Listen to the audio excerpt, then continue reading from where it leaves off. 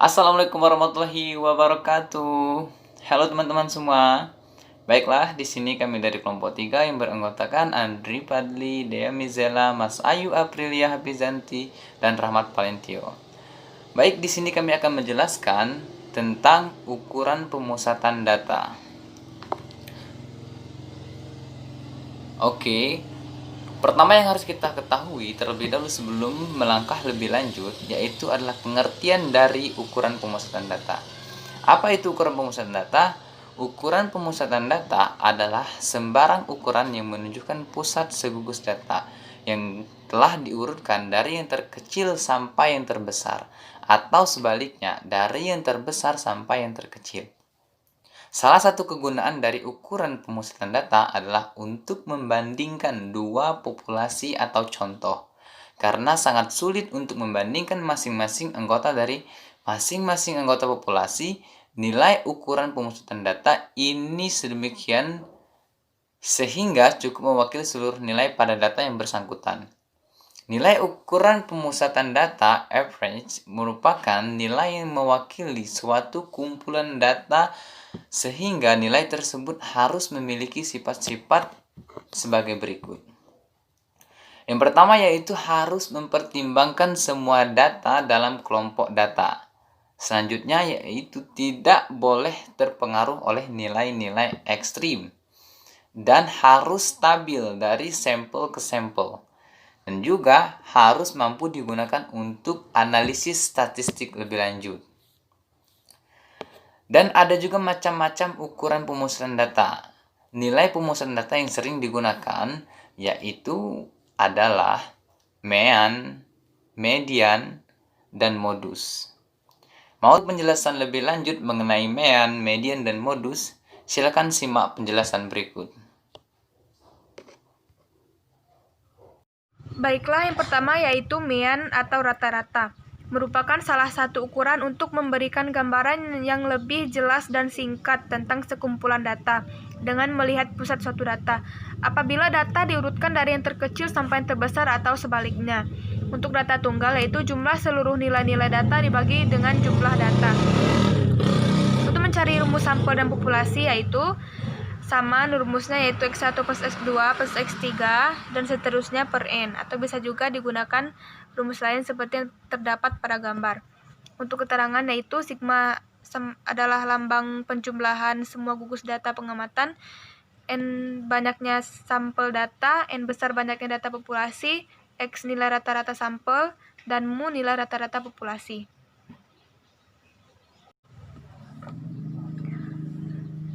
Selanjutnya data kelompok, yaitu dalam data kelompok terdiri dari tabel, diagram garis, diagram batang, serta diagram lingkaran. Rumusnya bisa kita lihat pada gambar berikut.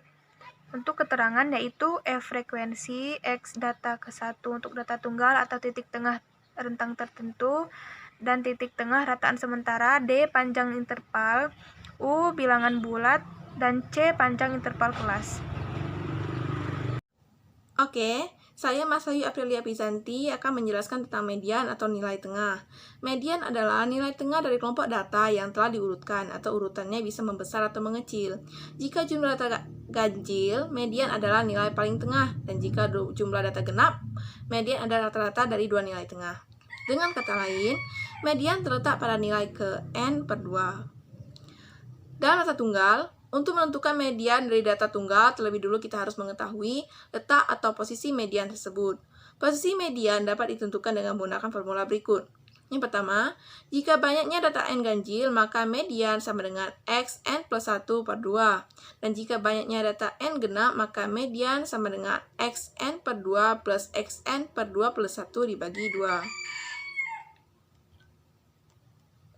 Selanjutnya kita akan ke data berkelompok.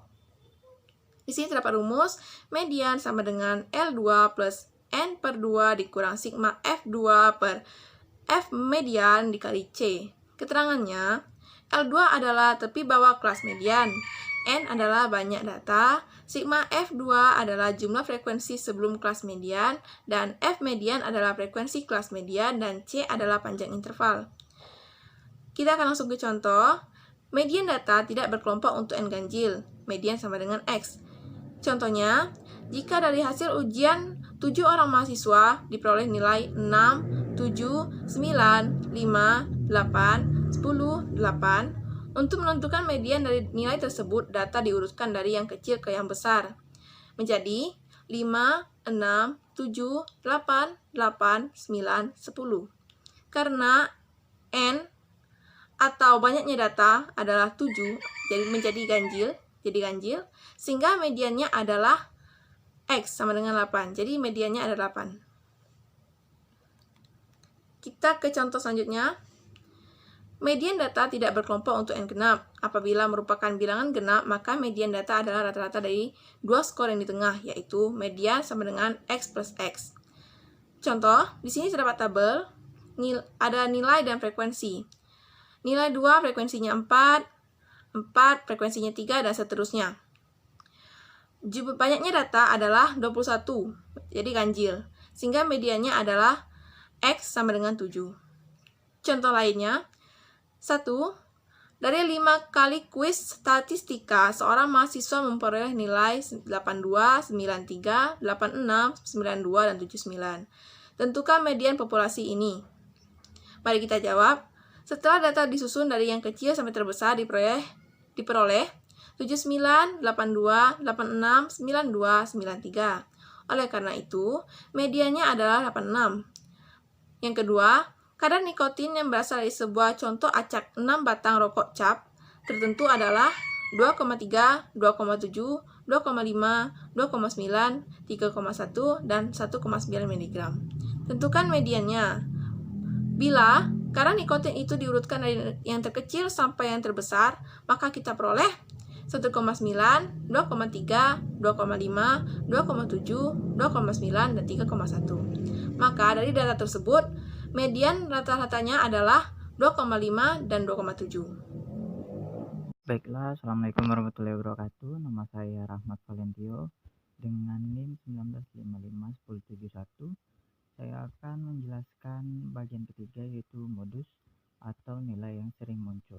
Dalam modus dibagi menjadi dua, yaitu data tunggal dan data berkelompok. Mode atau modus adalah data yang paling sering muncul atau yang paling sering terjadi.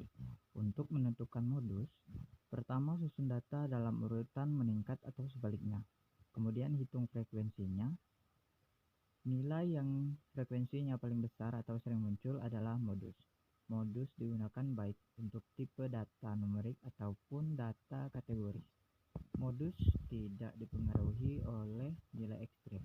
Beberapa kemungkinan tentang modus suatu gugus data. Yang pertama, apabila sekumpulan data terdapat dua mode, maka gugus data tersebut dikatakan bimodal. Yang kedua, apabila pada sekumpulan data terdapat lebih dari dua mode, maka gugus data tersebut dikatakan multimodal. Yang ketiga yaitu apabila pada sekumpulan data tidak terdapat mode, maka gugus data tersebut dikatakan tidak mempunyai modus. Yang bagian kedua yaitu data berkelompok dapat dicari dengan rumus modus sama dengan tepi bawah kelas ditambah D1 dibagi D1 plus D2 dikali C. Contoh soal dari modus yaitu 1. Misalkan diketahui data dalam tabel distribusi frekuensi sebagai berikut. Dari tabel di atas, modus yang sesungguhnya tidak dapat dicari. Karena itu, ditetapkan aturan bahwa kelas yang frekuensinya tertinggi disebut kelas modus. Sedangkan modus dari data distribusi frekuensi tersebut ialah bagian dalam kelas modus yang ditentukan dengan rumus TB atau bawah kelas modus, yaitu interval dengan frekuensi terbanyak, C. panjang kelas interval pada kelas modus, D1. selisih frekuensi kelas modus dengan frekuensi kelas interval dengan tanda kelas lebih kecil sebelum tanda kelas modus, D2. frekuensi kelas modus dikurangi dengan frekuensi kelas sesudahnya. Jadi, Dari data dalam distribusi di atas diperoleh kelas modus 70 sampai 79. Batas bawah kelas modus yaitu tepi bawah sama dengan 70 sampai 0,5 dikurang 0,5 sama dengan 69,5. Panjang kelas atau C sama dengan 80 dikurang 7 sama dengan 10. D1 28 dikurang 10 sama dengan 18. D2 28 tambah 17 sama dengan 11.